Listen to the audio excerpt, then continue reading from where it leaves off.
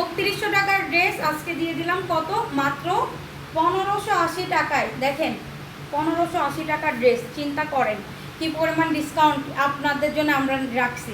Less work করা পুরো signature collection, full body জুড়ে চিকেনকারি বোরিং ওয়ার্ক করা, একদম তাতাল দিয়ে মনে হচ্ছে পিটানো এমব্রয়ডারি করা।